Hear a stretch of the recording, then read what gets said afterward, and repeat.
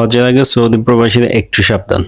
Saudi প্রবাসী বলতে পুরা সৌদি আরব না, বিশেষ করে মক্কা, জেদ্দা, তায়েফ অর্থাৎ মক্কা অঞ্চলের প্রবাসীরা একটু সাবধান থাকতে হবে। প্রথমত আপনি মক্কা প্রবেশের ক্ষেত্রে চিন্তা ভাবনা করে প্রবেশ করতে হবে।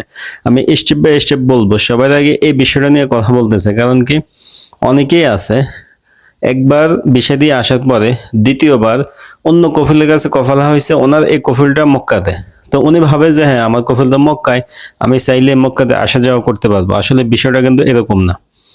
আপনি যদি বিষয় দিয়ে যখন আসলেন তখন আপনার কফিল ছিল রিয়াদে, নাজরানে, দাম্মামে, আল কাসিমে অর্থাৎ মক্কা প্রদেশের বাহিরে। সেক্ষেত্রে আপনার আকামাতে একদম সারা জীবনই ওই অঞ্চলই লেখা থাকবে। যদি রিয়াদ হয় রিয়াদ থাকবে। এরপরে আপনি কফালা হয়েছেন মক্কাতে, আপনার আকামাতে এটা কিন্তু আসবে না। আপনি দেখতে পারবেন কাজের জায়গা মক্কা আল মুকাররমা লেখা আছে, কিন্তু সিস্টেমে যখন পুলিশে চেকপোস্টে চেক করবে তখন আপনার এটা অটোমেটিক রিয়াদ দেখাবে। সবারই দেখায়, যেমন আমার নিজেরই। আমার বিষয় ছিল নাজরানের, আমি কফালা হয়েছে, এখন আমার কফিল কিন্তু মক্কা আল মুকাররমাতে, মক্কাতেই, একদম মক্কার কাছে। কিন্তু আমি চাইলেই অনুমতি ব্যতীত হজের সময় প্রবেশ করতে পারি না। আপনিও কিন্তু পারবেন না। যারা এই ধরনের কাজ করছেন, কফালা হয়েছেন, সরাসরি মক্কা অঞ্চলের বিষয় দিয়ে আপনি আসেন নাই, তারা অবশ্যই অনুমতি অর্থাৎ পারমিট নিয়ে এরপরে প্রবেশ করবেন। পারমিট নেওয়ার জন্য দুইটা সিস্টেম আছে। যদি আপনার কফিল বর্তমানে মক্কা হয়, অর্থাৎ আপনি কফালা হয়েছেন মক্কা অঞ্চলের কফিলের কাছে, সেক্ষেত্রে কফিলে তার মুকিম থেকে আপনার জন্য একটা পারমিট নিয়ে দিতে পারবে বিনা খরচে। কোনো ঝামেলা লাগবে না। নিজে না বুঝলে কোনো মক্তবে গেলে সামান্য খরচ দিয়ে বের করে নিতে পারবেন। এটা হচ্ছে যাদের কফিল মক্কায়। বিষয়টা অনেকে বোঝেন না। আপনি চান যে আমি মক্কায় কাজ করতে, হজের সময় কাজ করব, কোনো কাজ পাইছি, আপনার কফিল মক্কা হইলে কফিলে আপনাকে মুকিম থেকে এই পারমিটটা নিয়ে দিতে পারবে। যদি এরকম হয় আপনার কফিল মক্কা অঞ্চলেরই না, কিন্তু আপনি একটা কাজ পাইছেন, কোনো কোম্পানি আপনাকে হজের সময় আপনি ড্রাইভার না হলে এসি কাজ করবেন, যে কোনো একটা কাজের জন্য তারা নিবে, হজ সিজনের জন্য 2 মাসের জন্য নিবে, তাহলে আপনাকে অন্য সিস্টেমে কন্ট্যাক্ট করতে হবে। সেজন্য আজিরের মাধ্যমে আজির.এসএতে গেলে সেখান থেকে ওয়ার্ক পারমিট আপনারা নিতে পারবেন। এই পারমিট নিয়ে তারপরে যেতে হবে। অবশ্যই কেউ এ ভুল করবেন না যে আপনার কফিল এখানে না, শুরু থেকেই আপনি বাইরের লোক, হজের সময় কাজ পাইছেন দেখে আপনার অনুমতি ব্যতীত মক্কা থাকতে চান। এ ভুল কেউ করবেন না। গত বছরে 99% ক্লিয়ার করে দিছে, কোনো অনুমোদিত ব্যক্তি তো থাকতে পারে না। এবছরে একই অবস্থা হবে, হয়তো 100-তে 100 হইতে পারে। এই কারণে এখন থেকে প্রস্তুতি নেবেন। যারা মক্কা আসা যাওয়া করতে চান, থাকতে চান, কাজ করতে চান, অনুমতি নেবেন। কফিল যদি মক্কার হয়, আগে থেকেই মক্কার বিষয় দিয়ে আসছেন, তাহলে কোনো সমস্যা নাই। কিন্তু বর্তমান কফিল মক্কার বিষয় দিয়ে আসছিলেন আপনি রিয়াদ বা দাম্মামের, সেক্ষেত্রে আপনাকে অনুমতি নিতে হবে। আর কফিল মক্কার না, এখনো আপনার কফিল মক্কার না, বাইরের, কিন্তু কাজ পাইছেন, সেক্ষেত্রে আজের থেকে আপনাকে অনুমতি নিতে হবে। আর এগুলা নিজে নিজে করা যায় না, কফিল অথবা কোনো মক্তবে সাহায্য নিয়ে করতে হবে। আশা করি এই বিষয়টা বুঝতে পারছেন। দ্বিতীয়ত, কোনো ধরনের ভিজিট ভিসার লোক, ফ্যামিলি ভিসার লোক মক্কা এরিয়াতে থাকতেই পারবে না। যদিও পুরো সৌদি আরবে এখনই ক্লিয়ার করে দিতেছে 18 এপ্রিলের মধ্যে সবাই বের হয়ে যাবে, অনেকে এরপরেও থেকে যাবে। শারীরিক অসুস্থতা, বিভিন্ন কারণে থাকবেন। যদি থাকতেও চান, আপনি হজের সময়টা মক্কা অঞ্চলে থাকবেন না। বিশেষ করে হজের 1 মাস আগ থেকে হজের দিন পর্যন্ত থাকবেনই না। আপনাকে কিন্তু সরাসরি জরিমানা দিয়ে দিবে, অথবা আপনাকে দেশে পাঠিয়ে দিতে পারে, না হলে আপনাকে জেদ্দা নিয়ে ছেড়ে দিবে, মক্কা কিন্তু ঢুকতে দিবে না। বড় ধরনের ঝামেলা পড়ে যাবেন।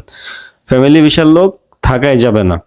আর ওমরার বিষয়টা, ওমরা যখন নিষেধ হবে যে ডোমেস্টিক ওমরা বন্ধ, এই ঘোষণা হওয়ার পরে কেউ ওমরা করতে যাবেন না। অনেকেই হয়তো খেয়াল রাখেন না, মিডিয়াতে চোখ থাকে না, নিউজ হয়েছে কিনা আপনি দেখেন না, ভুলে চলে যেতে পারেন। এই ভিডিওগুলো শেয়ার করে রাখলে কেউ দেখলে তারা এই ভুল করবে না। যখন ঘোষণা হবে ডোমেস্টিক ওমরা বন্ধ, তখন থেকে কেউ আর ওমরা করতে যাবেন না। আর আপনি যদি এই করেন যে আপনি একজন ড্রাইভার, আপনি কোনো সিস্টেমে বিভিন্ন চিপা চাপা রোড আছে মক্কা অঞ্চলে, আপনি চান যে কোনো চিপা দিয়ে কাউকে মক্কায় ঢুকাই দিবেন, সে মক্কার লোক না, এই ধরনের কাজ করবেন না। ধরতে পারলে বড় অঙ্কের জরিমানা এবং কি ডিপাচার করে দিবে, দেশে পাঠাই দিবে। এই ধরনের কাজ কেউ করবেন না। আশা করতেছি আপনার এই বিষয়গুলো মাথায় রাখবেন। হজের সময় সৌদি সরকার চায় যে মক্কা অঞ্চলটা একদম নিরাপদ থাকুক, বাড়তি কোনো ঝামেলা তাদের না আসুক। এ কারণে এটা 100% তারা ক্লিয়ার রাখার চেষ্টা করতেছে। অনেকের মা বাবা আসে, আমরা থাকি তাইফ বা জেদ্দাতে থাকি, আত্মীয় স্বজন হজ করতে আসে, আমরা দেখা করতে চাই। যদি এরকম হয়, আপনি হজের দিন যখন হজ কমপ্লিট হয়ে যাবে, কোরবানির আগের দিন, ওই দিন পর্যন্ত অপেক্ষা করে আপনি কোরবানির দিন বা তারপরের দিন দেখা করতে যাবেন। অর্থাৎ হজ শেষ হয়ে গেলে হজ চলাকালীন অবস্থায় কোনোভাবেই দেখা করার চেষ্টা করবেন না, যাওয়ার চেষ্টা করবেন না। শতপ্রমাণ থাকলে আপনাকে ঢুকতে দিবে না, হয়তো আপনাকে জরিমানা দিবে না, কিন্তু ঢুকতে দিবে না, এটা কনফার্ম। এ কারণে আপনারা আত্মীয় স্বজন আসলেও ধৈর্য ধরে ঈদের দিন পর্যন্ত, ঈদের দিন বিকেলে বা এরপরে যাওয়ার চেষ্টা করবেন, তাহলে কোনো ধরনের সমস্যা আশা করি হবে না। আর মক্কার উপর দিয়ে জেদ্দা যাওয়া আসার ক্ষেত্রে একটা সেকেন্ড একটা রোড থাকে, নন মুসলিম রোড, চেকপোস্টের উপর দিয়ে যেটা চলে গেছে। অবশ্যই সবাই নন মুসলিম রোড ইউজ করবেন, না হলে চেকপোস্ট থেকে কিন্তু আপনাকে বারবার ঘুরাই দিবে। আগেই সতর্ক হবেন, নন মুসলিম রোড দিয়ে গিয়ে এরপরে জেদ্দা যাবেন।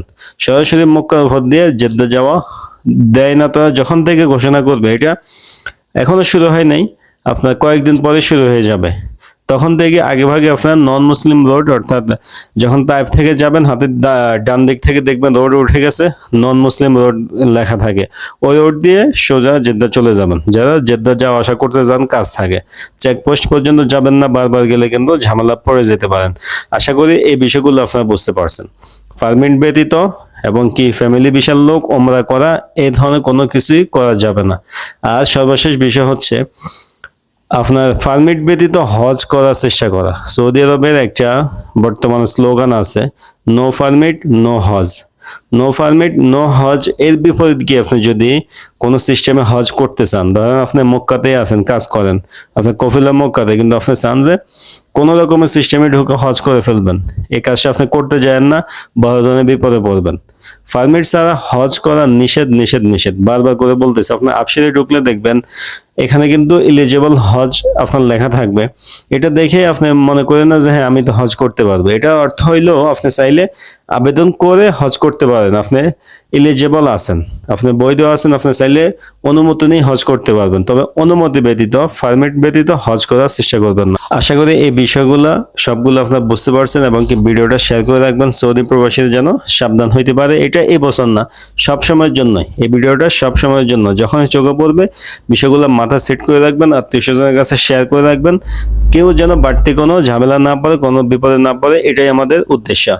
তো সবাই ভালো থাকবেন, ভিডিও ভালো লাগলে ভিডিওতে লাইক দিয়ে দিবেন। সবার সাথে দেখা হবে নতুন একটা ভিডিওতে। আজকে এই পর্যন্তই, আল্লাহ হাফেজ।